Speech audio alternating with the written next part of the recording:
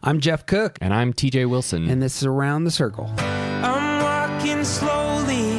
I'm taking my time. All that good talking is starting to rhyme. I'm letting go of lonely, letting go of strife.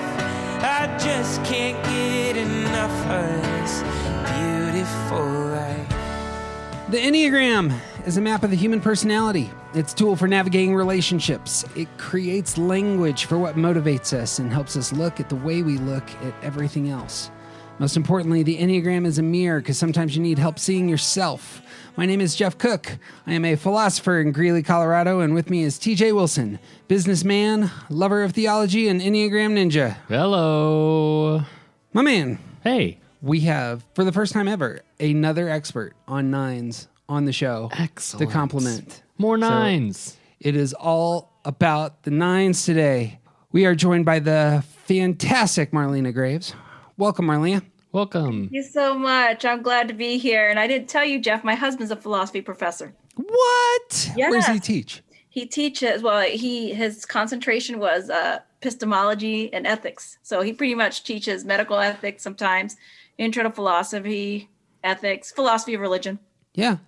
Bang. Excellent. What school is he at? He is at, we're near Toledo, Ohio. He's at the University of Findlay, which is a regional school here. Wonderful. Mm-hmm. Well, that's good times. That's excellent times.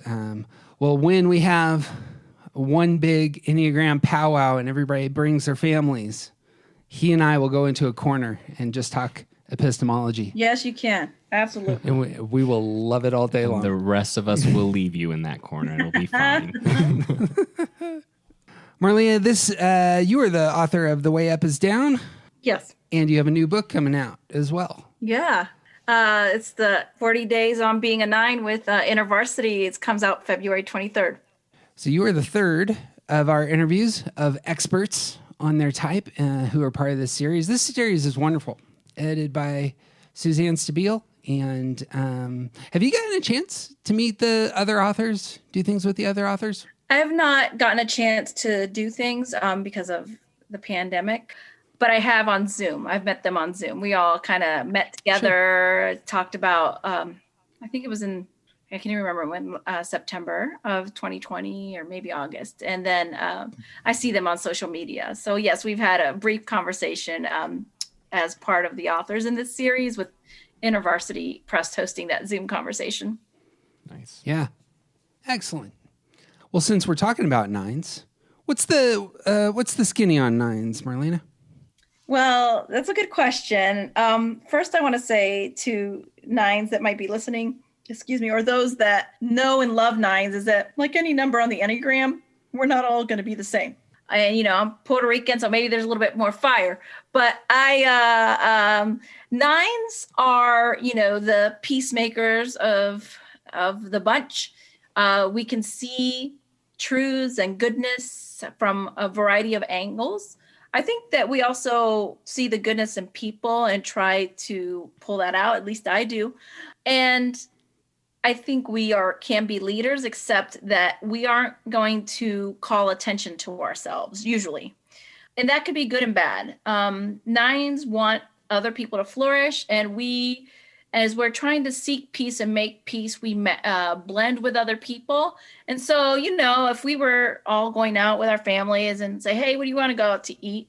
A nine might not say, I don't want to go to a certain place. And nines sometimes have trouble expressing their desires because they don't want to put anyone else off. But in not wanting to put other people off in their lives, because you want a peaceful atmosphere, you want peace on the inside, you can neglect yourself. And that's one of the vices of nine, is self-neglect. Vice is slothfulness. They say people think that could be like physical laziness, but it could be lack of love. Our vice could be lack of love for ourselves and lack of love for others through maybe neglecting things that might be important.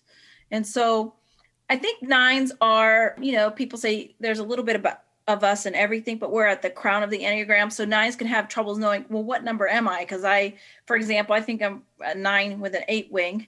And so I could see some challenging in me. And so it could be really hard for nines to figure out who they are because they can see a little bit about everything. And so to summarize, I think that nines they seek peace so much internally and externally, and they're great diplomats. They're great at bringing people together. But the way that we neglect ourselves, we can get angry. And so I might not express my anger or upset to a friend or to my husband, and people say, they always tell me all the time, Marlena, you're so patient, you're so gentle. I'm like, well, I feel like there's a firecrackers inside of me. I don't know how it comes off peaceful to you, but I'm going to take you at your word. But if I keep pushing down and repressing my opinion or what I think about something, I'll explode.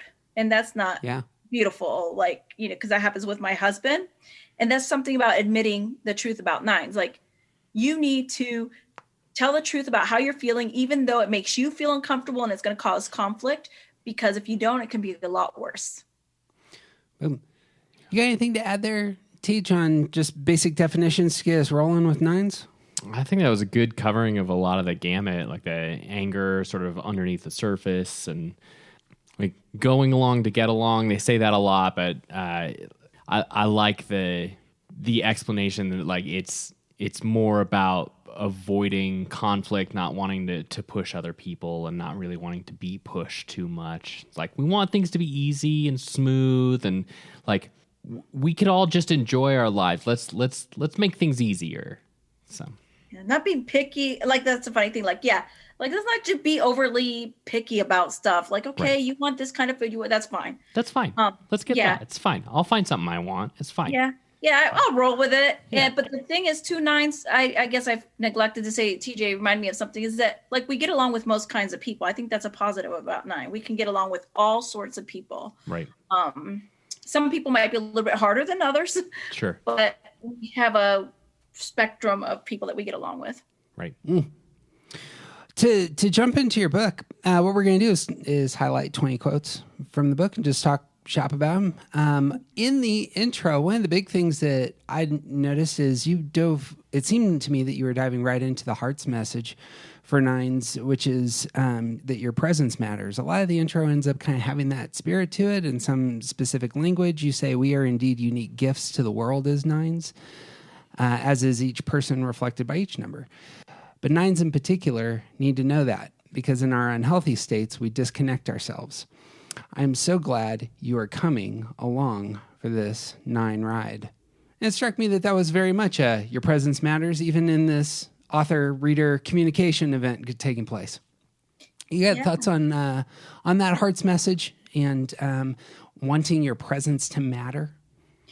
I know what it's like to feel invisible or rendered invisible for a variety of reasons, right? You could talk about background, grew up in poverty, woman, you can say all the reasons. 9, maybe I'm not as flamboyant as someone else. And so, the squeaky wheel gets the attention. But I know what it's like to feel invisible, and I want to make sure that my readers don't feel invisible or underestimate themselves. And I'd love to hear what TJ thinks in a second. But a few years ago, actually, and my first book came out in 2014. It's called A Beautiful Disaster: Finding Hope in the Midst of Brokenness. But after that, I was like, I don't really have anything to say. I have some friends that they just churn out books like almost every year. And for me, I want to be able to speak from the life that I live, number one. But also, I don't want to write something just to put something out there, to put shallow words out into the world just to say I have another book, because I think words are important. And I want to put what I believe is really good stuff out. But there came a time after I wrote my first book, I'm like, I was very discouraged. I'm like, why write another book? Because there's lots of people that are saying similar things that I am. And, the social media is crowded with voices. It's, like a California highway. It's so busy. So I was like struggling with even whether I should be writing again. And at one point I was praying and asking the Lord, about this, constantly contemplating it. And I felt God say to me, you are writing not because, don't worry about how much your book sells, whatever. If you don't write, you're burying your talents. It's easy, I think, for 9 to bury our talents because we might think we have one. And that's another thing about 9s. It's like I can see the good things in other people, but I have a harder time seeing it in myself. So the only reason that I wrote even started writing The Way Up is Down or even this Enneagram Daily Reflections is because I'm not bearing my talents. Writing is a ministry for me, and it's a way to preach. I preach with the pen or speak with the pen or narrate with the pen. And so it's really important to me that every person in front of me that I come into contact with feels seen, but that might be tied to a little bit too, because I know what it's like to feel unseen. And I don't know if TJ has any experience with that, but I want my readers to feel seen, and anyone that I interact with on a personal basis to feel the hospitality of Christ. Yeah. Thoughts on your presence mattering? Yeah, when I was in high school, I was heavily into performance, and one of the one thing that I was in all 4 years was show choir. And I remember one day complaining to our teacher, who I was very close with, about how much better one of the other students was. And like, it's just not fair. Like share some talent with the rest of us. Come on. And one of the things that she said was, there will always be someone who's better than you. And that message sort of became this reminder that can easily go. I think it landed with me because I sort of, as a 9, I feel it a little bit more intensely, that my voice can easily be lost in the sea of other voices. And I also am a teacher, and I've been told by other people that I'm a good teacher, and there's a part of me that says, well, okay, that's fine, but I'm not as good as that person. I'm not as good as that person. And it's not necessarily I'm not down on myself about that. It's just an acknowledgement of the reality. I can't memorize my teachings. I can't.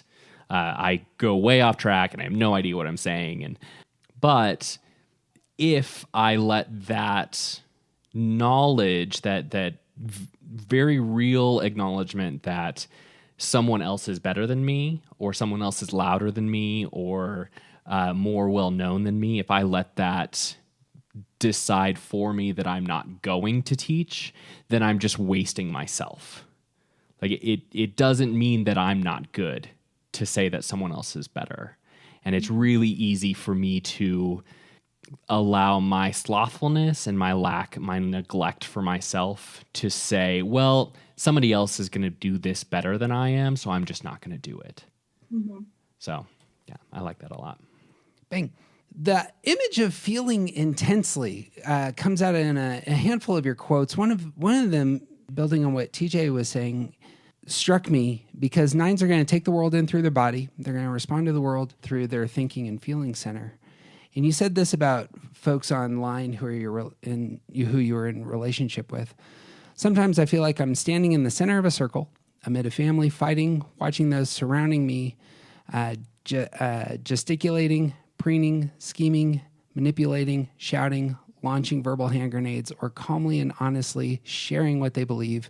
And as a 9, I can see multiple sides.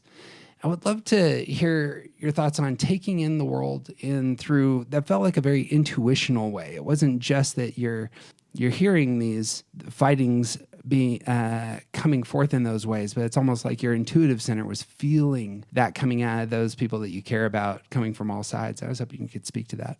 Yeah, I mean, people talk about 9s are very, they say we're like mystical people. We can intuit people really well, kind of. I think if you just rapidly size up someone and see what kind of human being, what they project, good or bad, we're talking about online. I think people carelessly lob grenades at other people.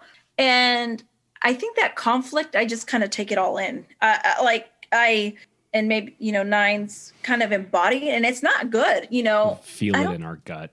Yeah, I don't think any person is made to take in the amount of information that we have in the world. They talk about the 24-hour news cycle. I think it's too much for a human being, and some people can deal with it better than others. But I think it's really hard with 9s because we do feel it in our gut, and so I think it can disorient me. I have to step back. I'm like, I need to take a break, go out into the wilderness in solitude and silence, metaphorically or literally, so that I can be reoriented. Yeah. Well said. Do you have anything to add there, Teach? No, that's exactly right. looking ahead toward us talking about stance, like that is a big part of why we withdraw. It's because like it's physically too much to handle sometimes, and we got to step back to let our guts get back in order.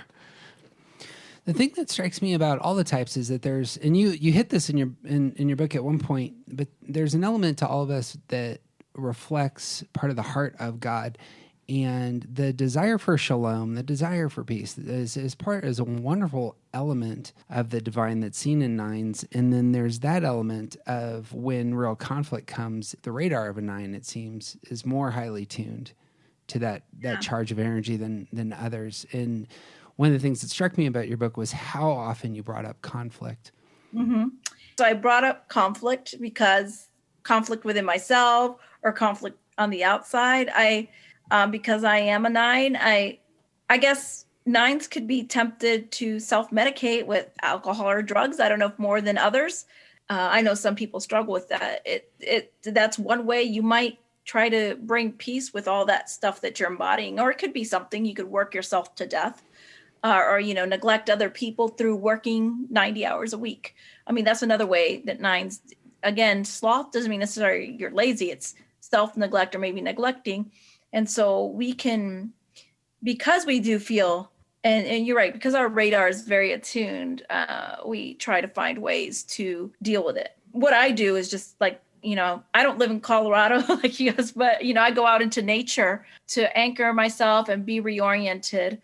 But I can see why people would be tempted to use, a substance with the way that the world is. Sure. It's finding those spaces that bring down, what would that be? Bring down the feeling that things are out of control, that things are in disorder, or I'm not even using the right word. I want to use something that's not conflict, but is it the case that you're saying that escaping to nature ends up being in part because you're trying to find spaces that feel as though they have a calm to them?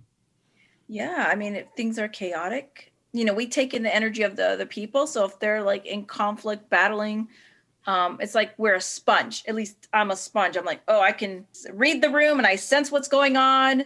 And, I might have come in and just be totally fine, but I'm sponging up, like you said, people's energy or conflict or tension.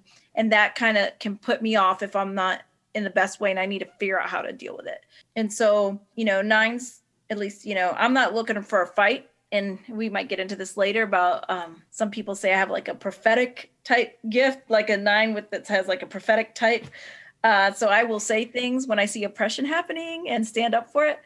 But it's not like I'm looking for a fight or to put people in their place. I'm looking to restore that peace and shalom. I mean, It's not like I'm God, but I'm trying to. No, you're working for that good end. Mm-hmm. Be a peacemaker. You got thoughts on that, Teach? It is really, really easy for us to seek to essentially turn off the conflict that we feel. Like that's what narcotizing is about. We're basically looking for a pillow to smother the conflict and to just get rid of it, and finding healthier ways to maintain that, to sort of find that balance, like being out in nature. That is a big thing that a lot of us do. And we're looking for ways to get away from that conflict, but too much, just escaping it doesn't make it actually go away. Right. And some people nap a lot because it's like, That's the only time. And I remember, seasons where I'm like, I just want to nap because it's just too much. And that's the only time it's shut off. Mm-hmm. But I don't take a lot of naps at this point in my life. I was more tired when my daughters were little. And along with that is we spend so much time, we spend our energy trying to make peace. So we're exhausted, because the world is chaotic about us and in us sometimes. Right. Occasionally TJ and I will dive into nerd culture and we'll type fictional characters. When we did Marvel Heroes, our favorite example was of the Hulk, who is just trying to keep things calm, is frequently going out into nature just to avoid everybody.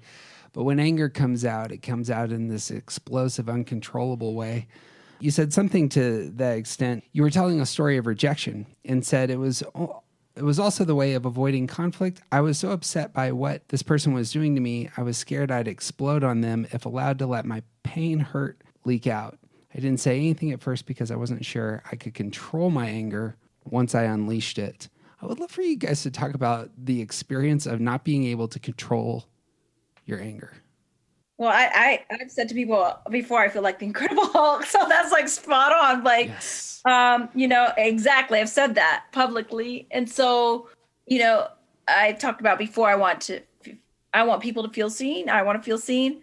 I also don't want to harm people in the ways that I've been harmed. So when I feel like, I said that like Mount St. Helens anger about bursting coming from my gut, like up into my chest and through my mouth. If I'm going to say something, I try to hold it back because I don't want to harm or assault people with my words, God forbid physically. I don't think that's been a temptation, but I'm sure it is for some people.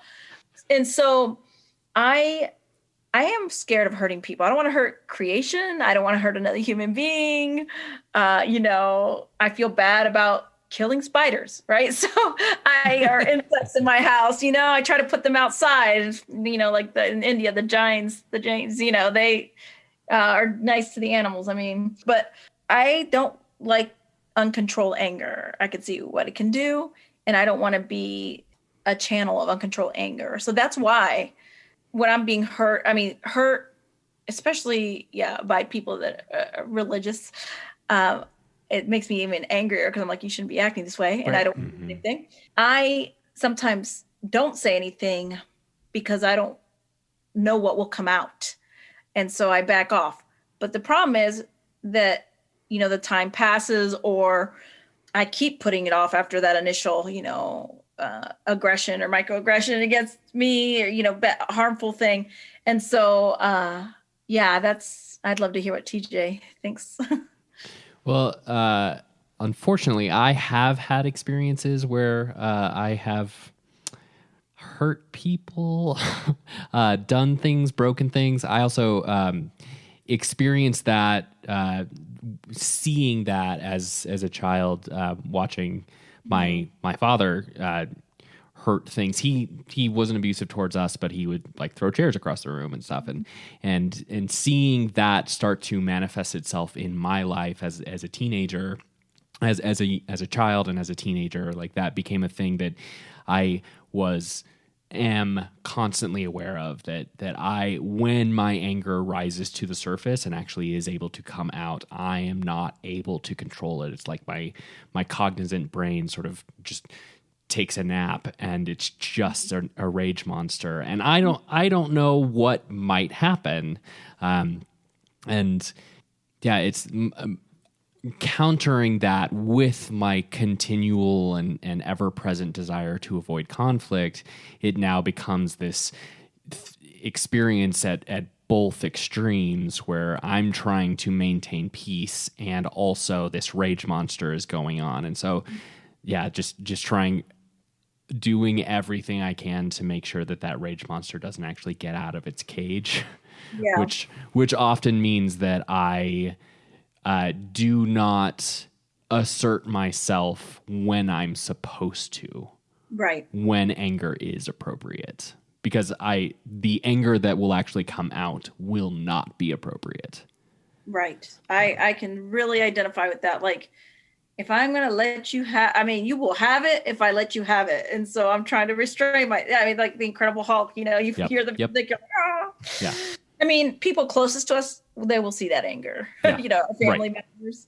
Right. And even someone might say, well, even like what we conceive of as rage, and I'm not saying it's not rage, and some people, they might throw something, hopefully not someone, but some people might think that's gentle anger. I don't know. Like, it kind of depends on the 9, right? I don't know how our anger compares to other people. I've known people that are not 9s, people that I know, they just started breaking plates on the floor and throwing them on the floor. Okay, I haven't done that, but I guess I want to be able to not hurt anyone and control my anger, and so that's why I don't let it out, because like you said, I don't know if I can control it, but at the same time, like you just said, there are times where we have to let it. We need to be able to assert ourselves and say, that's wrong. I'm not going to put up with it. Right. And sometimes it's not even necessarily about doing good for others or things around us. Sometimes it's really literally just about protecting ourselves. Yes. We yes. should be able to stand up for ourselves. Right. And avoiding anger at all costs is going to let harm come to ourselves sometimes.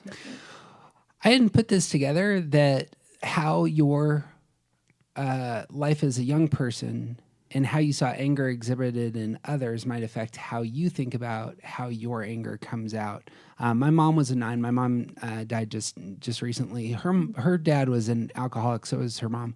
And their family dynamic, I imagine, was filled with a lot of passion and anger. And I imagine the way that she internalized her own anger in terms of expressing that in a family situation was very much informed by what she had experienced in her own home.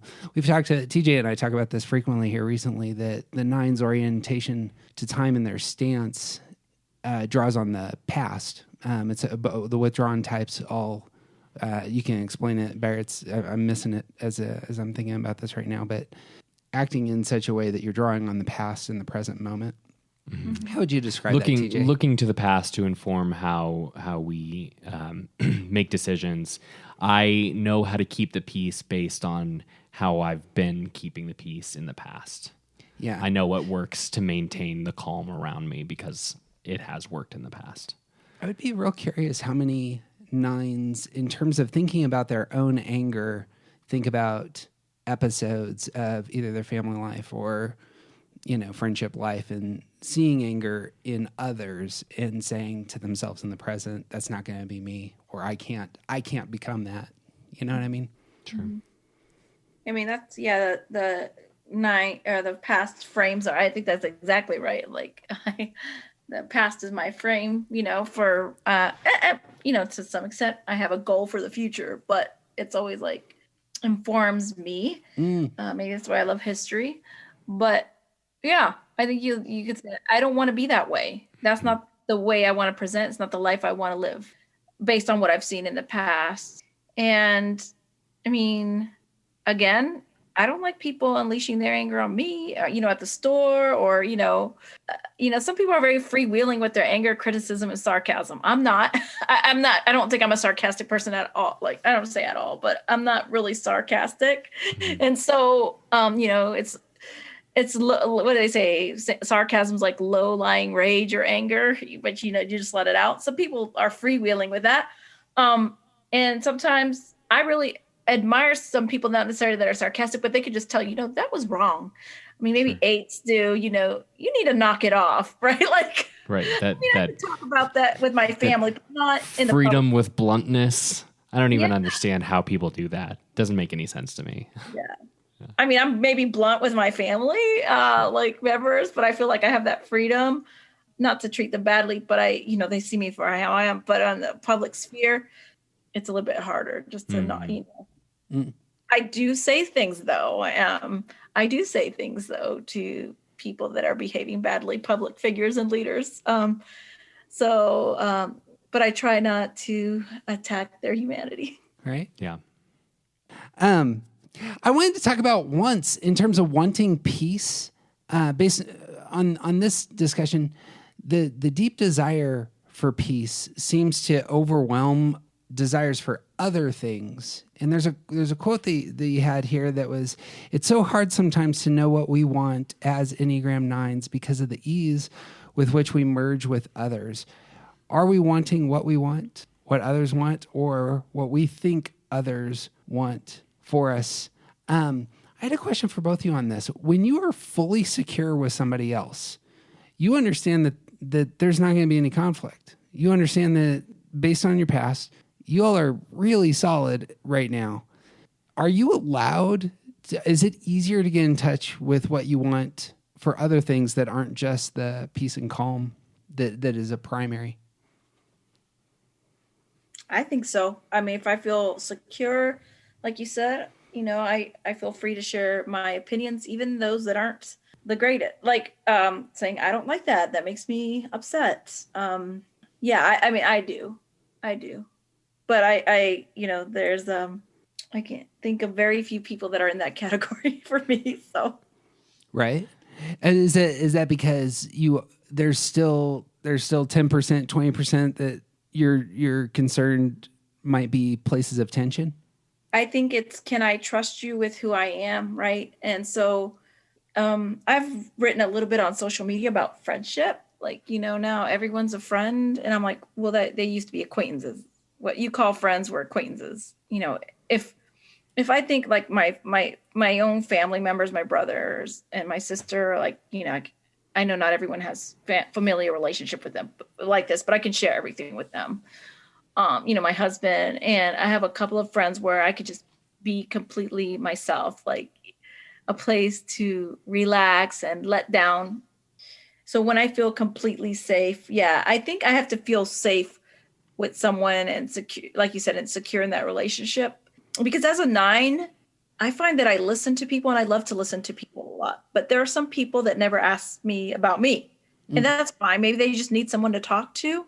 And so I find like I'm a listener a lot, and that's good, because if I have something to say, I'll say it. Other people need a safe place, and I'm glad I can be that for them. Mm-hmm. But if someone's always never asking me about me, I probably will not share the things that make me upset. I'm not gonna disclose, because I'm like, I don't really feel like you're interested in me. So, and it's okay. You might just need someone to talk to. I'm happy to be that, but right. It's easy to say that, like, I am comfortable expressing those things with my spouse. I'm comfortable expressing those things with some of my very closest friends, but it always takes practice. Mm-hmm. Like we didn't get there automatically, and even in some of my closest relationships, it still takes practice for me to say disagree with them. So like if they want something that I don't want, or if they want to go somewhere that I don't want to go, it takes practice for me to be comfortable saying that's not what I want. And it usually isn't about like dinner. It's not about dinner. It's about bigger things, or things that could actually disrupt the relationship. It takes practice for me to be more comfortable saying how I actually feel, simply because my default is to not. That's experience from others. It sounds like Marlena, you also write about that in terms of your self, and the idea of self-forgetfulness also comes up throughout the book. And you paired that a couple times, it seemed to me, with sloth, that the sin that's traditionally associated with 9s, that of sloth, was also paired with self-forgetfulness, and that this is an unloving act, that somehow I'm not loving myself if I'm forgetting myself. And I was hoping you could speak to that.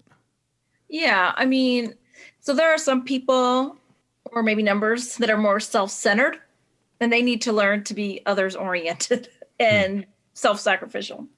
But 9s are often, we have our selfishness. Let's not pretend that we're holy in every way. But yeah, or, at the time, it took me a long time to say, I want to go back to school. Like my husband, who was very supportive. Oh my gosh, like he'll watch the girls. I have a 100% supportive husband. People are astounded at how I don't say how supportive it is. Very egalitarian, for me, for that. So it's not like I have to pull teeth to do anything. But it took me a long time to figure out I wanted to go back to school, because I'm like, okay, you're going to go get your PhD. I'll just, get a job wherever, earn money. I'm happy about that while you go to school, because I want you. You're good at this. You got to do it. And so I'll just take jobs on the side wherever we end up, bloom where you're planted. And then when I'm like, okay, I want to go back to school now. That actually, when I figured out I want to go back to school was like 10 years ago. So, but then something happened where my husband used to work. And so I'm ready to go right to school. And he's like, go ahead and apply to this school. I'm like, well, it's not going to matter if I apply to this school, because you might get a job in Portland, Oregon. And if I apply where I live to a job in Ohio, to school in Ohio, and I get in, it really it's not going to work out well. And so, okay, we'll wait to see where you land, and then I'll figure out what I'm going to do again. And then I got pregnant with my second and third daughters, and I couldn't go to school. But it took me a really long time, I think, not because I just deferred to my husband, but because of just self-doubt. Like, is this really what I want to do? Am I going to go out on a limb for it? I mean, I'm good at a lot of different things. And so I think it takes nines longer maybe to know even what they want. Because again, you can see so many, it's like being able to see so many perspectives is great if you're a diplomat, but it can also be paralyzing. Yeah. And if you have different gifts, you know, you're like, oh, I could do this, I could do this, I could do this. But like to really, like you kind of mentioned in the beginning or a little bit ago, is it what I want? Is it what other people want from me? Is it what they think I should do? Or is it really what I'm good at and I want to do? And so that's a way of self-neglect. And what TJ just mentioned too, about when you're close to each other or to people, not saying what you think freely. That's self-neglect. And again, if you neglect yourself, then it can build resentment and then you could explode, you know, that anger again. It's like a self-perpetuating cycle. Like, well, I neglected myself because I wanted to do what, you know, I wanted to have peace with this person, with my family or whatever. And then I resent it. I resent it because I put myself off. So now I'm not saying that happened with my husband because he's always been supportive, but sometimes I wished I would have, I think I'm in school at the right time right now, but I wonder what it would have been like if I were already done because I'm a lot 10 years older than I was. Sure. So. Well, it's like it's easy. It's very, very easy to let circumstances or others' needs or even just others' possibilities be more important than what we want. You said that very well. I would agree. Yeah. And in the beginning, it's usually fine. But then a few years down the line on big decisions, and we still haven't done the things that we actually want to do because we let someone else drive. It's like the thing with your husband and his job. In the beginning, that like the very first time you thought, well, supporting you is more important right now. That's a totally reasonable decision. But now it's 10 years later. And it's very easy for us to let a lot of time go by without doing the things that we actually want to do because we're subconsciously letting other people's lives be more important than our own. Yeah. And that's neglect. And it could be, you know, the sloth, the vice, it could be lazy. You don't want to just engage because it's exhausting and it brings up so much, or it could be like you just said, that you just let other people drive because you want things to work out for them. But that neglect in the end can come back to bite you. Right. and, you know, make you upset at other people. Right. You described this in one of your posts as holding back and frame it as a question. Why do you hold back, 9? You have so much to offer. And you answer your own question. You say, I fear running over people with whatever power, intellect, skill, and ability I have. I know what it's like to be run over and rendered invisible. The problem, there's kind of an opposite of the heart's message there. The problem is I held back for so long that I inadvertently rendered myself invisible. When we fail to speak up, we're doing ourselves and the world a disservice. It is dishonest to not speak up for fear of rocking the boat or displeasing others. And as with many of these books, with all the books, each of the reflections has exercises at the end. And the exercise here I've popped for me, you, based on that quote, had a meditation that said, do you make your desires known? Specifically, what's one area in your life where you need to speak up? Well, that was a great exercise for a 9. And you got any further thoughts on holding back? Yeah. There's a lot of, I think, for 9s, again, I'll speak from a 9, things that might hold back. Like for a woman, oh, you're being too assertive, or, you know, or if you're too assertive, then you're called a bad word, right? you know, or you get your anger. And to be honest, like I've said this before publicly, I'm like, I have gotten to the point where I'm not going to hold back because of someone's, in regard to men, no offense, you know, against you or a listener, but like to hold your hand for your fragile ego. You know what I mean? Like, oh, they feel insecure. So I'll step back a little bit. A lot of my life, I'll step back because the men around me feel insecure, you know, or I don't want them to, a strong woman. So I want them not to feel insecure. Again, I'm thinking about them, like never thinking that like what's being done to me. Right. And so I'm always constantly outward focused on other people, but never thinking about the detrimental effects it has on me. And so a lot of my life, I've held back because I don't want to hurt you, don't want to run you over. Again, because I'm thinking about everyone else's feelings. And then I'm not saying I do it perfectly. At some point, I decided, when I said I've had, a mentor, I had a student like Marlena. I don't know. Remember, she was, someone called her to get a reference for me for a job. They're like, what is some weakness Marlena has, or, as a reference. She's like, I think she holds back. I think she could be a lot more powerful leader than she is, but she holds back because of like this very thing. Like, It's a true story. Like, she doesn't want to hurt people, but I think I think of like a Niagara Falls, trying to hold Niagara Falls back. There's some beauty to it. And I'm not talking about like the anger. I'm just talking about our gifts and talents and abilities. And so it's been a number of years, but I got to the point where like, I don't know how long I have to live. I'm not going to hold back anymore. I don't know if it's the rest of my life. I don't want to keep holding back. And so as far as like using my talents and gifts, I don't think I hold back, but I would say that I probably do in conversation sometimes, because I don't want to dominate or whatever. You are married to a 5. Sean's 5, yeah? Mm-hmm. Both withdrawn types. Yeah. What is the dynamic in your house on that front then, since both of you withdraw to get what you want? Well, that's a good question. Well, I think we give each other space, so, we've been married 20 years. So we don't have, and again, this is not, a judgment call. This is just we are mind mates. We have great stimulating conversations, and that keeps us going. I mean, I remember sometimes saying, the first 5 years of marriage, I'm like, oh my gosh, it's like 7:10 in the morning. And we're talking not just about the problem of evil, like just weird things. I'm like at 7:10 a.m. before we're all getting ready to go. I'm like, I don't think there's one person in the whole world that's having this conversation. It's just so bizarre, at this time. And so we have had fascinating conversations in our marriage. So we can like, I'm here doing this podcast right now. He's with the girls, but we can be doing our own thing in separate sides of the house and not feel like you're neglecting me. We're like, no, we each need our space. He needs a space. I need a space.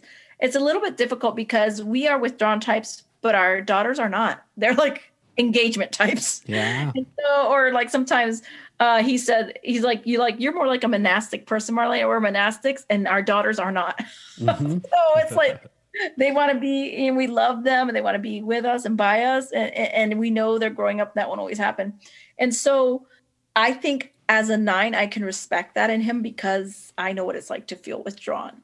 However, I'm a little bit more as a 9. I don't have the 5 type down, but I was like, quit withdrawing. You need to, whatever it is, you need to step out a little bit. So I'm a little bit less or maybe more with less on the withdrawn scale. I'm probably not at, and he's a functional extrovert, being a professor. He's like, I feel like it's a performance. So I'm on, and I come home and I'm just exhausted, except during COVID, which he teaches from home. But it can be, if I think he's withdrawing in a place where I don't think he should be, then there's conflict, right.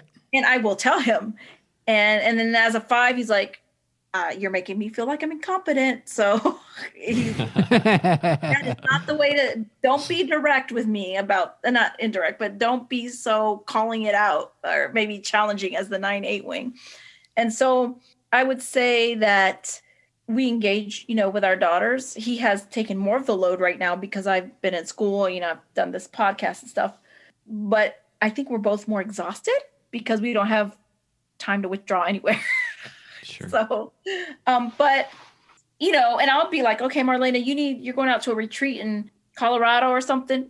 He'll take the girls for 5 days, nothing. And we're not like, oh, our relationship's broken. Like I can be gone 5 days, 6 days. I mean, I miss him and the girls, but it's not any, you're okay being apart from each other. We don't think that there's lack of love. Of course we call if we can. Yeah. So I have a question for you all, on the dynamics of your marriage on that front, because it sounds like you have this down, but there's one of the posts that had to do with not asking for what you need. And I was doing and I was teaching staff at a high school yesterday, and one of the fives mentioned that when she was in labor, the doctor asked her what level of pain was she on in the 1 to 10, pain level chart, and she goes, "Oh, I'm a 2." And her husband just stepped in immediately, and she goes, and he said, "She's a 7. She's a 7 right now." And that the withdrawn types not being able to ask for what they need struck me as an interesting, when you had said something similar in terms of your own experience in the hospital. You wrote, "I didn't want to be that overbearing patient, so I didn't ask for help until there was an emergency." There seemed to be a real overlap there. And I was hoping you could speak to that, both in terms of yourself and in terms of being married to a withdrawn type. Do you have a problem asking for what you need in that relationship? I don't with Sean, and I don't, and this is, maybe you can help me understand this. You built that with them. I think we're both honest with each other. He's like, "This is hurting me," or, "I really would like you to, like, when I'm asking him to not be withdrawn about something, and he's like, "What I'm hearing you say is that I'm incompetent." And so, like, I kind of have to back off. And I'm not saying I always do it perfectly and be like, "Okay, I don't think that I'm communicating that he's incompetent. I'm just saying you need to do something about this."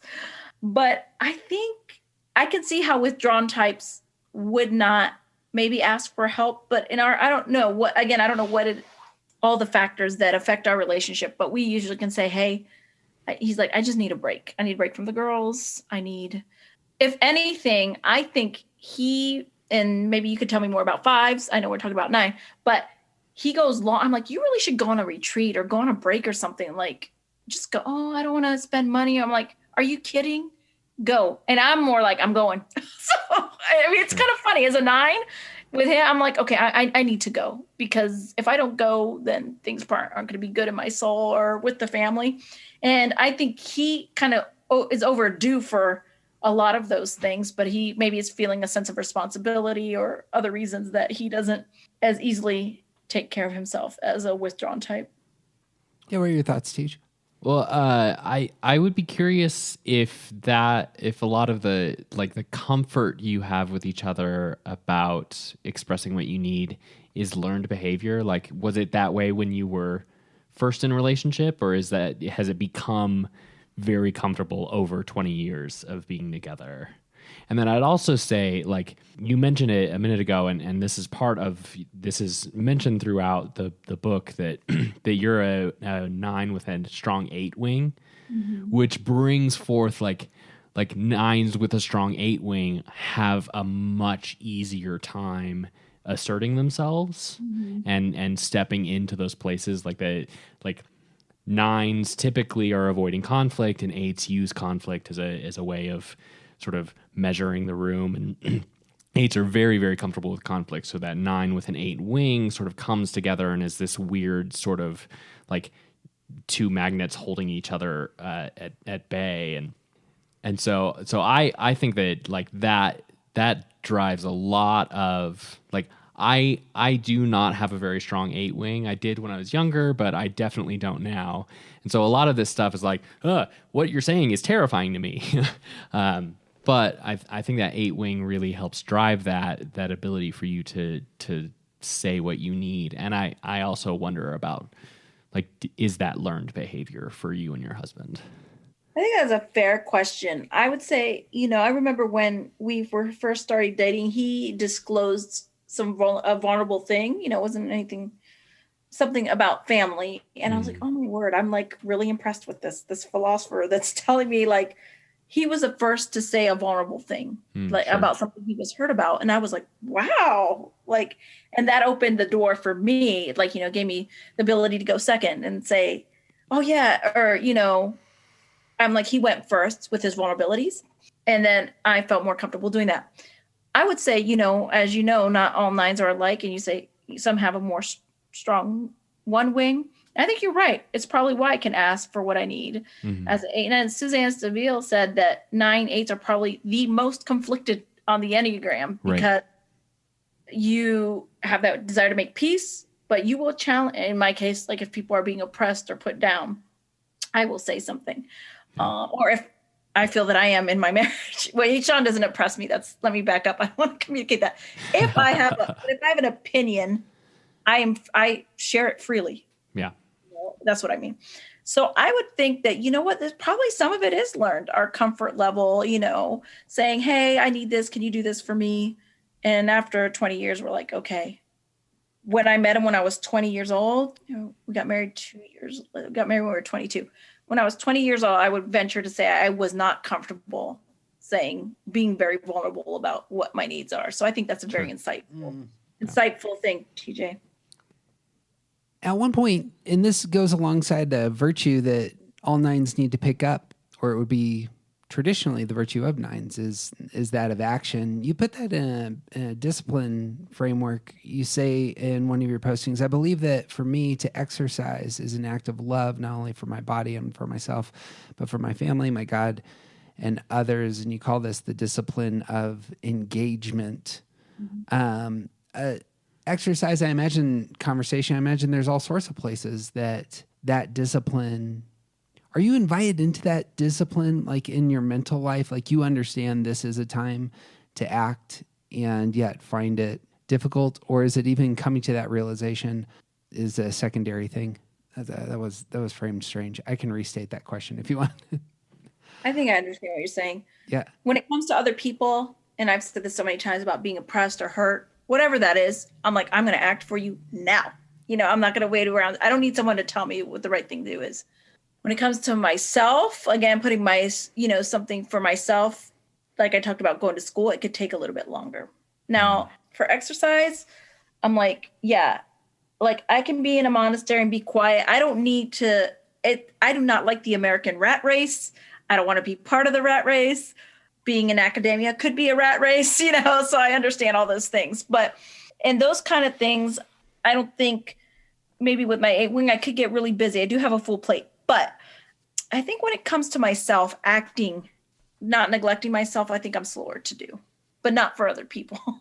And so maybe I should afford myself the same thing that I afford others. But, I'm not, I don't feel like that I'm a martyr, but yeah. And everything, I think, oh yeah, I better do something about this for me. And, it's like stupid things like, okay, I want to make sure everyone else has their hair cut. Then I'll make my appointment for my hair, it's something dumb like that. But that's just how, okay, everyone, let's make sure you have your doctor's appointment. Then I'll make sure I get mine or dentist or whatever. Yeah. So I think I'm willing to act for others and slower to do for myself. But yes, as far as like physical movement, either I'm in momentum and doing it all the time or not. So, it's hard to be in between. So I don't know if that kind of gets at what you were asking, but. Sure. Yeah. I think the word engagement is key there because it's not necessarily about physically doing something. It's not necessarily about literal quote unquote action, but it's about an engagement in things that matter. So like I hate exercise. I've never been an exerciser. I don't like doing it. I hate it in the core of my being. And also I have a chronic pain disease, which makes exercise difficult and sometimes dangerous. So I'm not a big fan of exercise, but also I'm 35 and I love to eat, and I have spent a year in lockdown, and I have put on a whole lot of weight. And if I don't start taking, I have to engage my physical body now and start developing a habit of that, or else I will become a 400-pound couch potato. And it's not necessarily about the physical activity, but it's in engaging my life in a way that, one, remembers that my body is important and my life is important, and two, gives me the physical energy I need to do some of the other things that I have to do. Because I have a 9-month-old. I need to be able to take care of her. And if I don't engage life, then I'm not going to be able to take care of her. So. It's very tempting, with our society and everything that's going on. One of my friends that's a 9 that said this, a writer, she's like, you know what? I just want to get under my covers and pull them over my head. That's, I think, maybe the default of a 9 to deal with conflict, inner and outer. And so, that's the temptation I think we have to resist. It might not be pulling the covers over your head. It may be however you disengage. Right. Is a temptation for very, very tempted for nines, or to be like, you appear to be present with someone that you're talking, you're shaking your head, but you're not listening to them at all. Right. Right. And so you can even be disengaged while you appear to be engaged. Right. And so and I think nines are really good at that. Yeah. I think that, attention to the present moment, they call it mindfulness now, but, like just really being where you are, not in the past, not in the future, here is a very good discipline and practice for a 9. Yeah. I want to weave those two together. The 8s, 9s, and 1s are all going to experience resistance to the present. I don't know that the other two types, 8s and 1s, experience resistance to the present in their bodies in the same way. I feel like 9s have a physical experience of resistance to the present. I see that in my mom. I see that, obviously you all both, TJ has talked about his pain disease. You mentioned asthma and the physicality of resistance. I find real interesting. I don't know if you have any thoughts on that. Well, I think, our perspective, Jeff, is a little bit tainted because of me and like the 9s that we're close to. But there are other 9s in our lives that, like, it's not necessarily disengagement from physically doing things. It's disengagement from doing things that matter. And so we do know a few 9s that are very active people, but they're not necessarily engaged with, and I think one of your posts talked about this, they're not necessarily engaged with their relationships appropriately. Or 9s that like I have one friend that she is like, she does so many things all of the time, and it almost seems like she doesn't care about the things that she's doing sometimes. Like she has a very positive disposition, but when you talk to her, she's just like, well, this is the thing I was doing, and then I did this thing, and it's almost like a very active lifestyle that's just moving from one thing to the next, but it's not necessarily engaged in the activities that she's doing or doing them on purpose. You can be like half-hearted. Yeah. Like, be real busy, but you're not like all in. Right. Because that's too much energy. Right. Yeah. And I'm not sure. I'd like to hear more, Jeff, what you mean by the physical, like what you were, if you could elucidate a little bit more in your question. So I'd love to be able to answer it a little bit better. I think TJ put his thumb on it that this will not be true of all 9s, but it may be true of some 9s, that when some 9s are resistant to the present, it comes out as a physical manifestation, and even rightly so is actually a bodily condition. And yeah, that's absolutely true for me. I should have thrown my mom in there as well, experiencing that same sort of thing, that the more things became more stress-filled in her life near the end of her life, her body really broke down, and it wasn't, and it was extended. It was like a 15-year breakdown. Oh, yeah. So I don't know if that's I mean, we are holistic beings. We're mind, body, and soul, and all of that is like, I think our type is actually connected to all of those elements of ourselves. So I wouldn't be surprised. I wouldn't ever want to say this is psychosomatic, because I don't think that's how we work. I do think that who you are at your core, at your most inner self, is your Enneagram. Your Enneagram type is there, and that the life that's flowing out of that place is certainly giving life to the rest of your physicality. And so if I'm resistant to the world, or I'm resistant to the present in that space, how that manifests in my body, I don't know what else to say there. Aside from, it seems like that might be a pattern. I think I can understand what you're saying a little bit. So like, if like, just thinking about if you're holding stuff in, whether it's anger or whatever, it's gonna come out some way. You think you're not, but it'll come out through your body. So that like if it's resistance, or it's like whatever might come out on your shoulders, and then maybe in these somatic symptoms or diseases, whereas other people don't have that, it just manifests in your body. And that book, I haven't read it, but The Body Keeps Score, and it just comes out eventually. No, I would agree with that. Things will come out.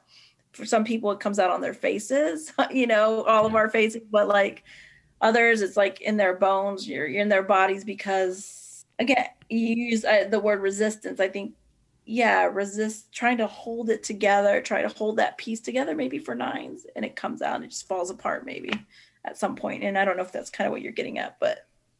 Well, even at the most basic level, most of the nines that I know need a lot of sleep.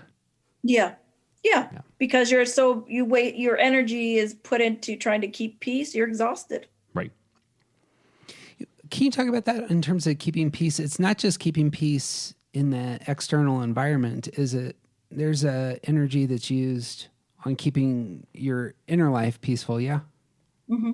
Yeah. And I think about how when we were first married, I was like, we are not paying for cable, Sean, we just 75. We were out in the boondocks when my husband was at Ohio University in Southeastern Ohio. Cause before everything was put online, we called someone, hey, do you know of a place to rent? And we just got it wherever, sight unseen. And it was out. I mean, it was really out in the country. But anyways, so we couldn't get anything back then, on our antennas. Like, he's like, I really want to watch the Cleveland Browns, but I can't. And so, but I'm like, God, I do not want to get cable, we're just resistant to cable because I didn't want to pay $75 a month or whatever it was. And so, after that, I was like, I don't want the background noise of a television. We did not have television. We did not have cable. 20 years, we never had cable. We didn't even have a television. Finally got one from my dad so I could put in like DVDs so my youngest daughter could watch, little videos. And then that she grew up, or my oldest daughter, she didn't need that anymore. And then you can just watch stuff on, the computer now and all that social media. So I'm like, why do you need a TV? But my point is, I care about my home environment being peaceful. I don't want a lot of like jabber or, I would rather just have complete silence. Mm-hmm. That energy, whatever it takes, like the, I have to fold my laundry. I'm looking at my laundry. That's stressful to me. It's in my room. It needs to get done after my schoolwork, probably. And so even if I see things that are disheveled, or whether it's in my house or in my life, that takes peace away. And so I put energy into making my home as much of a oasis as I can be. And that doesn't necessarily mean you need a lot of money. It just means, whatever brings peace. Sure. So where I live, what I do is all centered around that. So I do put a lot of energy in that. And just life is hard anyways for most people. Life is difficult. I think for a 9, like any little bit of chaos or instability eats at us a little bit more. And maybe that's why we're exhausted. Right. Yeah. Well, and you use this quote from Suzanne in your book, and the nines have the least energy because they try to keep in anything that's going to cause trouble and try to keep out anything that's going to steal their peace. Yeah. And like that description of that inward outward battle is like we don't want to do anything that's going to cause conflict, and we also don't want to let anything in that's going to disrupt what's happening inside. Mm-hmm. And so it's this give and take battle constantly. And that can come off neglectful to other numbers. Like, I don't know your situation, Jeff, but like someone's talking to me, and they're intense or stressful, and, inside they might be, I might just peace out. Like, go ahead, you keep talking to me and I'll just wait it out until you're done. I'm talking about someone that's confronting and maybe really negative, or it could be a family member and they just want to work something out. Right. But if it's depending on how people come at you, you're using all that energy trying to keep it from coming in, straight into your heart. And maybe you need to hit you. Right. No, that makes sense. The peace that you're bringing into that situation is not going to be the intellectual response to the claims that they're making. You, being a body type, they're coming at you with energy, and you're like, the thing that needs to get solved here is your terrible energy. And so I'm just going to create some zen for you. You get out your stuff, and then we'll move forward, perhaps. Mm-hmm. Or I'm going to ignore it and go to my happy place, which also takes a ton of energy. It takes energy to go to the happy place? Yeah. Oh, yeah. It does. Is it like it's a few blocks away? What's the story there? Don't worry about it. It's my I happy know about place. this happy. Jeff. My happy place. I'm going to show up one day with a six-pack. Where's the happy place? Hey, Marlena? Yep. No decision is a decision. Right. I like that line. Yeah. Yep. No decision is a decision. Yeah. Give me the skinny on that. I mean, that was what I was talking about, school or whatever. I'll give you a real recent example that I didn't even write in the book. You guys are one of the first to hear it. So I was having a conversation with my husband, Sean, about something in our life, not against each other, not with our family, but just a situation that we're like, you know what? Like, I've been talking to him about this for years, and it's not about him. It's like something, I don't want to say too much about it because I'm not sure, but what I'm trying to say is like a decision I need to make in my life about a direction. I'm not talking about school. And then I said to him, I'm kind of tired of talking about this. I think the reason why I haven't moved on it, I'm like, well, this might hurt people. I don't want to hurt them. And even though it's not a bad thing, they might feel rejected. I feel like I need to pivot at a point in my life, but I've been taking everyone else into consideration, right? Mm-hmm. Everyone outside of my family. And then I said to him, I do not want to be having this conversation in 5 years. And we are going to be having this conversation in 5 years if I don't do something about it soon. Mm-hmm. Because I've been talking to him about it for more than 5 years, or like 5 years. So it's going to be a decade here soon. In 5 more years, it will be like a decade. So I was really serious. Like the other day, it had nothing to do with like New Year's Eve's resolutions or anything like that. I'm like, in 5 years, I'm not going to be having this conversation. And so I know that because I haven't made a decision. I'm like, yeah, I'm kind of like flirting with it. I'm like, yeah, maybe. And I think it's like more who I am about, in a situation. I'm like, just own it, Marlena. This is who you are. Now, how do you get to that? You're going to have to make some decisions about getting to that place that's consonant with who you are on the inside and having it correspond to the outside, because I want internal and external correspondence. And also talk about peace. If there's not correspondence between who I am on the inside and who I'm on the outside, lots of conflict for me. Yep. That's for other nines. I want to be who I am on the outside. And so it's too hard to put on a mask and be someone else. So I feel like there's an area of my life, not that I'm putting on a mask, but I'm not quite being who I am deep down. Mm-hmm. And so that's why I said to him, no, you said no decision is a decision. If I keep putting this off in 5 years, I'm going to be very upset with myself. And, it involves other people, but I've already had no decision, I haven't made a decision. I've talked about it, I think this is, and again, it has to do with me and maybe Sean. It depends, if he wants to go along the same way. But if I don't do anything about it, that's the decision. I'm not doing it. I'm going to keep having that conflict of my insides, not, or my inner life, not necessarily. I feel like I'm getting myself into a hole here, hasn't I? I feel for a lot that most of my inner life corresponds. Like what you see is what you get. But there's one area of my life where I don't think it's completely there, and that I've been bothered by that. And so I'm not doing it just for outer correspondence. I think I'm moving more towards who I am and how God has made me. So I did say to him, he's like, yes, I know. He knows exactly what I'm talking about.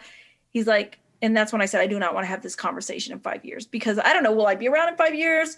I don't want to live my life with regret. And so I think if I don't move, I will regret it. Mm-hmm. But I'm trying to figure out the contingencies. Like, will this work? Will it be good for us? Yada, yada. And those are things that I don't know until I do it. Right. And so and so I think I hemmed and hawed a little bit too much with school, but at the same time, I wouldn't change my life. And this other thing, I'm hemming and hawing and no decisions being made until I take that action step. Right. And there's concrete steps I need to take. And so. Boom. Yeah.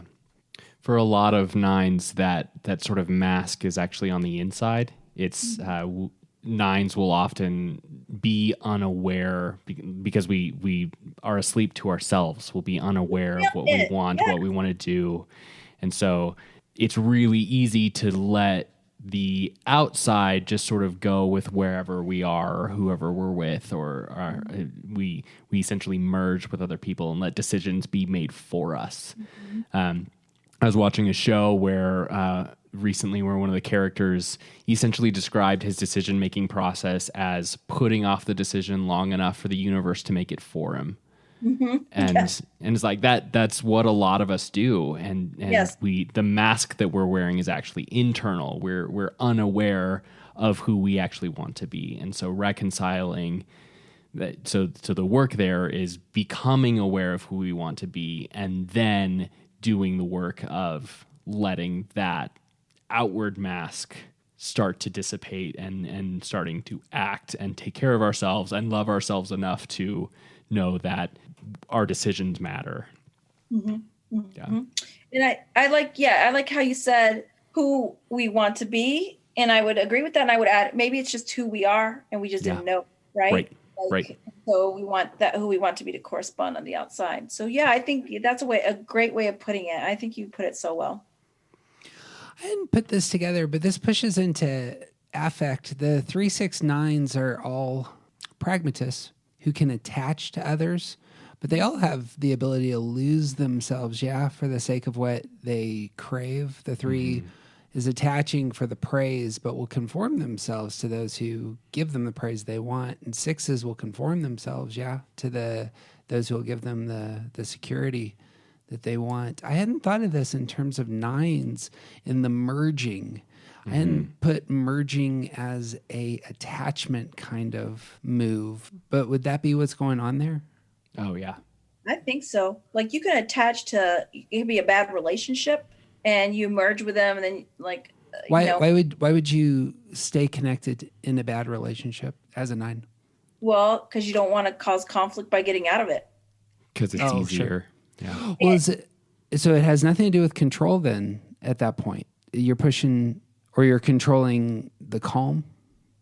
I think it's kind of like you think, well, when I was in high school, I stayed in relationships I should not have been in much longer than I should have been in because, well, I tried to push and get out. No, questioned, whatever. Marlena, this has a lot of intersectional things, but just cold feet or whatever, And then I'm like, so I stick because I didn't rocking that boat, it causes so much conflict. You hurt the other person.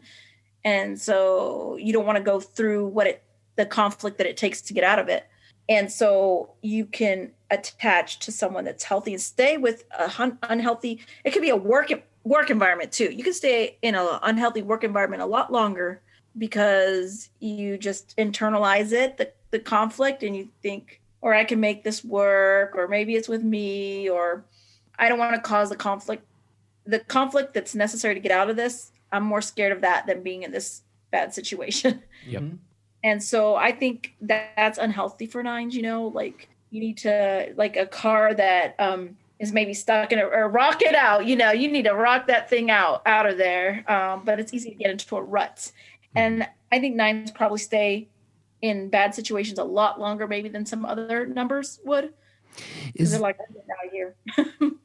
Is there something beyond the specific relationship with the specific person that is, in traditional lists, the fear of disconnection is going to be associated with 9s.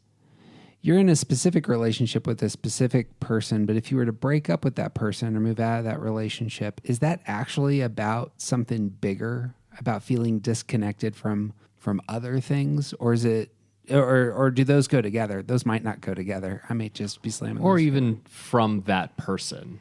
Like they're even the disconnection it from an be individual unhealthy, still, but it's still a connection.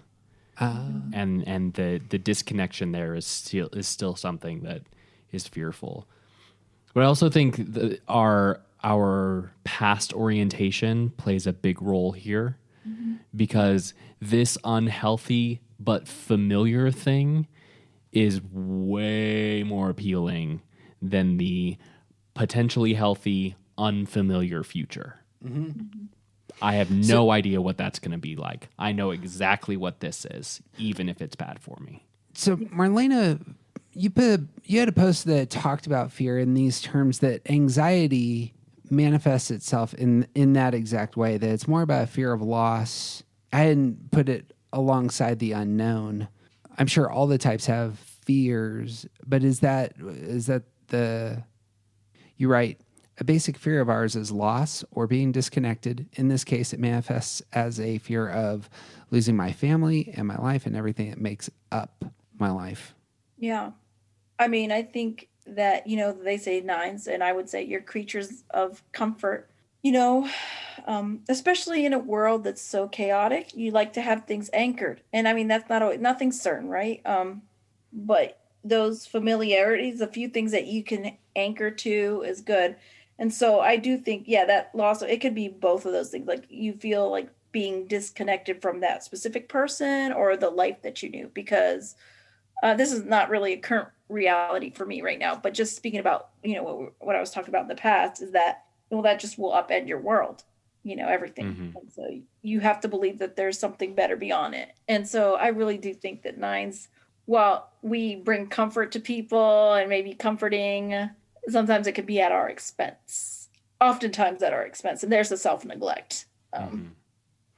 Talk about that alongside the strong impulse of nines for self-preservation, that there's both the self-preserving side and there's the self-neglecting side. Those seem to be opposites, but I imagine there's a through line here, yeah?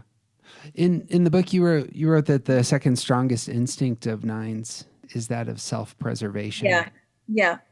And so, again, when you should move forward, I think it's like, the second law? No, the inertia. Like if things are okay and we can deal, familiar, it doesn't always motivate us to move forward. It's like when the conflict gets really great, we might move forward. But again, we want to preserve what we have, the life, what we know, the familiarity, the peace, and upending those things, even though there's, maybe unhealth at a job or in a relationship at a church or whatever, upending those things makes you feel like you're in a free fall, and that's lacking connection. And so I think self-neglect and self-preservation, it could be, they can go hand in hand, because you might be neglecting yourself for other people. In some twisted way, that could be self-preservation. But sometimes we don't move forward when we need to, because we want to preserve the status quo. Mm-hmm. And I don't know if that makes sense. And I'm thinking aloud here. So please feel free, TJ, or to jump into. No, I totally agree with that. I think that preserving the status quo is probably a better way to say it than self-preservation. Mm-hmm. Because oftentimes preserving the self does not mean preserving the status quo. And I think our instinct is higher to maintain the status quo than it is to, because that our past experience leads us to believe that this is a place where even if it is unhealthy or bad for us, this is known, therefore I am safe here. Yep. The safe known toxicity. Yeah. Like I can deal with this, which is not true, by the way. Right. That abuse can happen, but that's in some twisted way, nines might be prone to that. And if there's someone listening, please get out. If you're in an abusive or toxic situation, right, now's the time to move. Yep. Not yesterday probably was, if you can, in a safe way.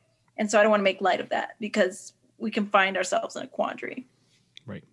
Is there anything else to be said about sloth on that side of things? That, well, if you think about sloth and what we've been taught, slow to move, like literally the sloths, they just kind of hang out in the tree and stuff grows on them. I mean, I'm not in love with that, and that's probably your number, right? Because when you hate your vices, but that slow movement, it could be literally physically, like we were talking before, physically slow. They say, some nines but maybe not 9/8 as much, because we're maybe more assertive, but slower to move forward.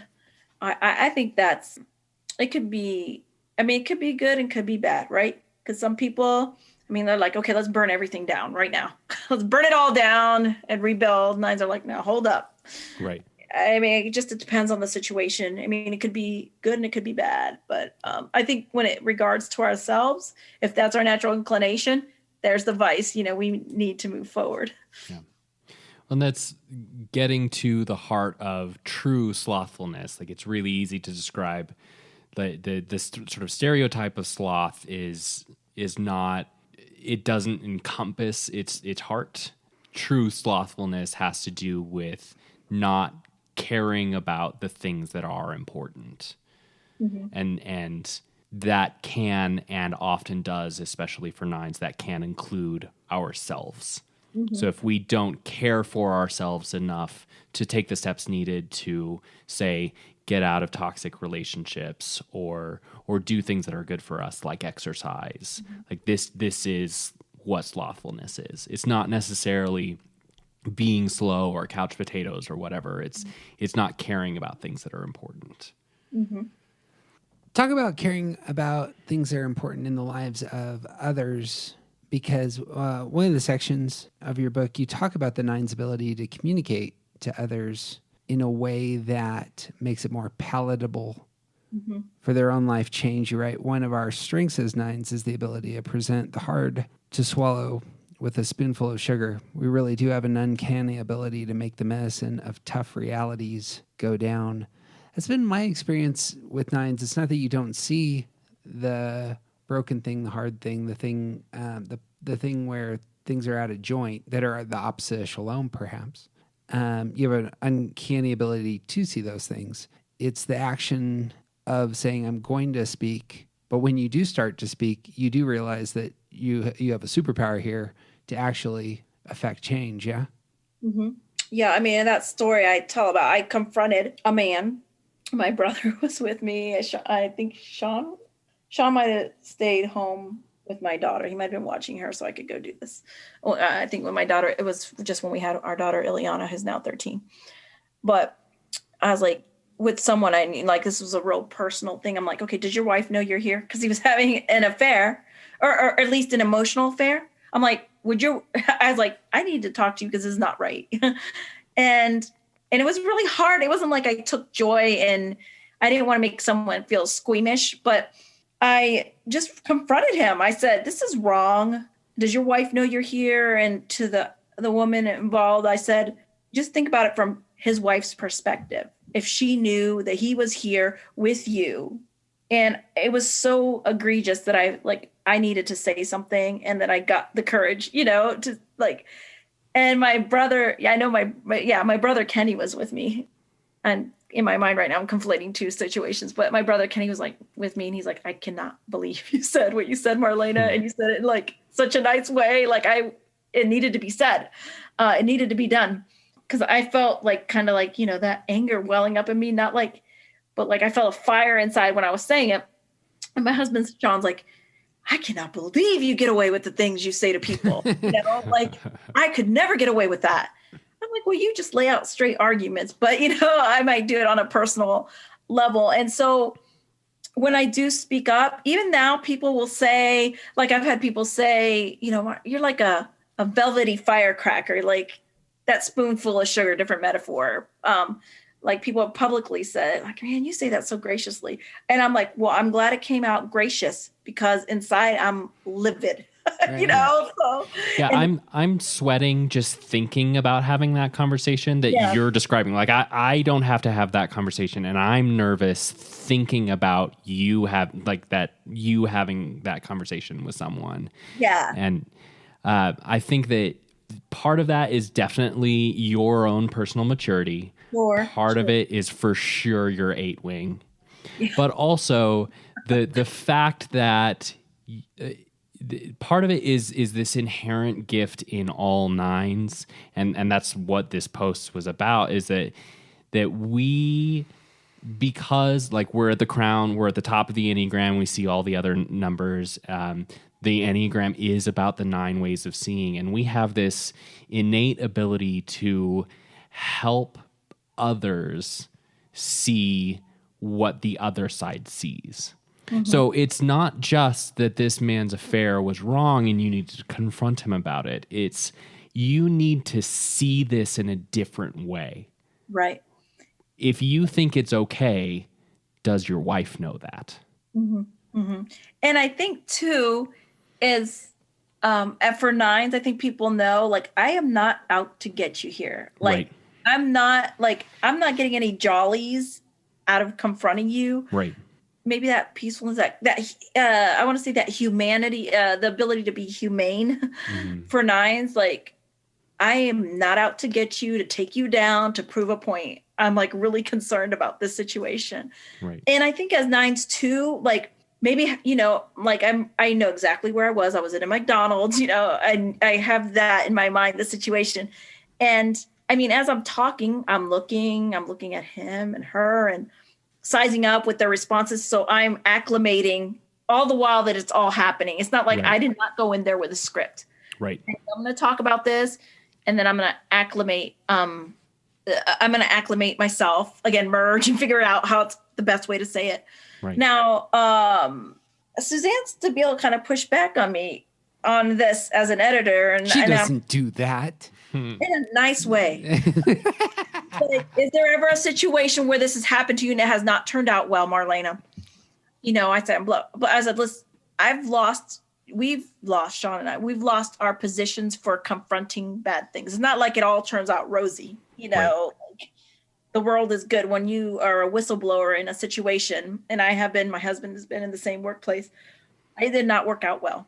Right. People did not come to their senses, no matter how kind I might have been. Right. And so I took the fall for that. And it's because I wanted to live with myself. Right. But, so yeah. And then sometimes obviously, again, with my own husband, if I communicate that he's incompetent, it's not going to turn out well. Right. Right. Right.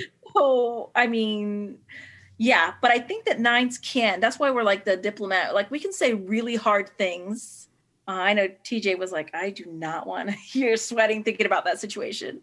But even a 9-1, we can say hard things, and it's usually well received because of some way of the way we communicate. I'm not really sure what all's at work in that, but people have said that to me even on social media. Like, I can't believe you said that. Like, so graciously. I would have been whatever, something else. Mm-hmm.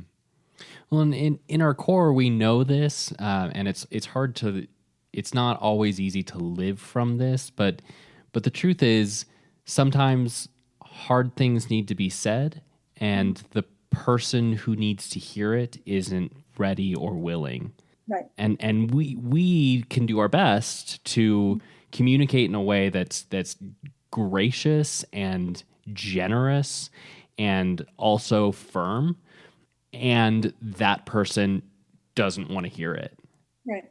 And sometimes it leads to really great, like, someone stops having an affair, and sometimes it leads to a total break in a relationship where you might get fired from the job where you're trying to call out bad behavior.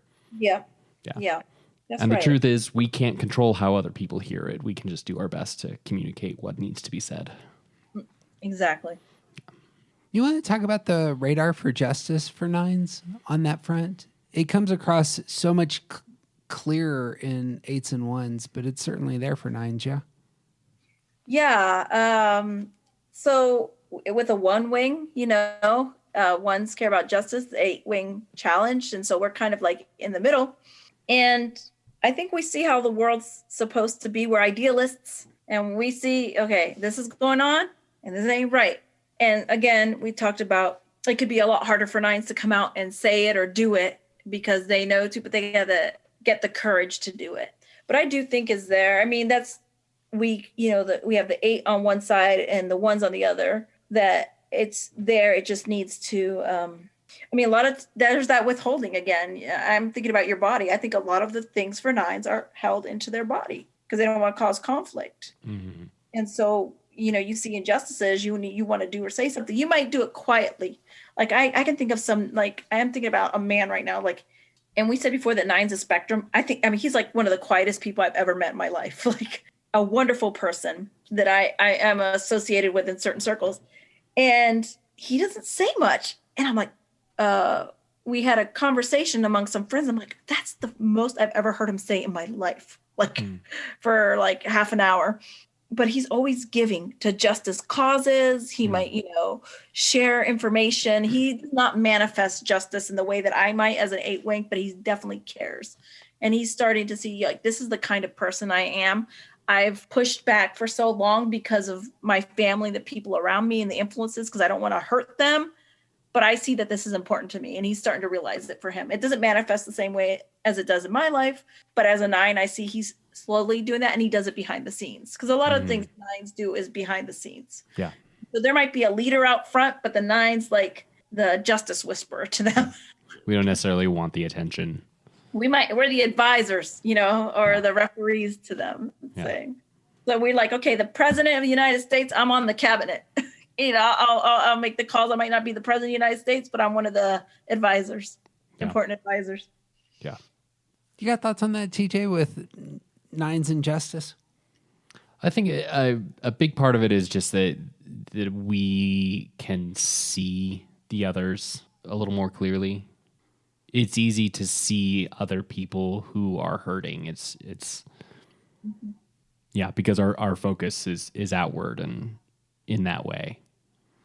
Yeah, if I was drawing the lines from your 9ness to prophetic experience, it would be back to that idea of shalom, that you have a very clean understanding of here's where things are bent or out of shape, and if you're able to speak with clarity into those spaces, you're saying here's where, I don't want to say order needs to be brought, but this is where the peace and healing, the reconciling needs to take place in spaces X, Y, and Z.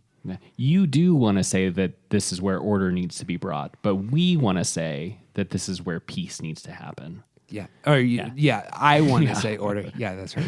Yeah. And I think that's the 891 side of things. The justice orientedness, I think of that, those 3 types comes out in that way. It comes out in this movement towards systematizing and ordering for the 1, towards healing for the 9, and how would you say it for the 8 is aware of what's broken and what's speaking. Yeah. It's not just the challenge. Those oppressive systems. Yeah. Yeah. Boom. Well, to close on one of your exercises was talking about how things can just be going badly and you're not feeling the way you want to. You might not be in the environment that you want to be in. And the hard word for 9s at times is to offer up life as it is. That was a beautifully constructed meditation that I'm simply in this space that isn't my favorite, but I'm still going to offer up life as it is, I imagine, to do the thing that needs to be done in this moment. Yeah? Yeah, that's right. And, this, again, doesn't have to do with abusive situations, but basically show up and offer life as it is. And so I think the word for 9s is to show up to our lives and to engage. We talked about earlier, and use the gifts. And again, earlier we talked about 9s as wallflowers, but we can be great leaders. And when we start really coming home to ourselves and owning who we are, then I think that gives us the confidence to step out and lead in the only way that we can, just like any of the numbers can, But we can throw our hat into the ring of being engaged and being one of the leaders, because we have all of this stuff internally. We just need to externalize it in the world. She's Marlena Graves. Her book is 40 Days of Being a 9, in fine bookstores everywhere. These are wonderful books, like the texture, quality, weight. These books are structured to be 40 different meditations, and so you can go through them slowly and work through them as exercise. Just fantastic books. You got any thoughts, Steve? Probably make a great gift, too. That's right. From 9s to people who need to know more about them, to 9s who need to know more about themselves. Buy all the books. Boom. Well, I'm having a hard time transitioning to our outro, but it's fantastic having you. Yeah, Marlena, this has been a pleasure talking to you. You've been very thoughtful and engaged yourself, so it's been a real joy. Wonderful. Where can they find your stuff? You have, I misspoke. I said that you have 2 books. I was taking away. You have 4 books, apparently. And I was assertive and told you. job. You are, because you are a healthy human being. I would not have done that. You can go to marlenagraves.com, and you can find everything there. Bang. You're putting on your 3 as well. You must be feeling secure in our podcast. I'm letting people know. You made me feel secure. You're good at that. Good. Hey, friends, it would mean the world to us if you pause, take 2 seconds, and write us a brief review. Give us some stars on your podcasting platform of choice. You can find all the links to all of our stuff at aroundthecircle.org. If Marlene, did you say this? I missed it. Did you say that they can find you on social media or anywhere? I said MarlenaGraves.com, but yeah, I'm at Marlena Graves on Twitter, and it's similar on Instagram. Bang. Best thing you can do is share this episode with somebody that you love, preferably a 9 who is looking for an entry point. Hopefully this will be a good place to just get into this kind of conversation. But you got anything else there, Teej? I got nothing. It's TJ Wilson. He's officially our awesome Marlena Graves. It has been a huge pleasure to have you. Your presence has mattered so much to our podcast today. And I'm looking forward to talking to you again. And I'm Jeff Cook. And who you aren't isn't interesting. Be who you are. Morning will come burning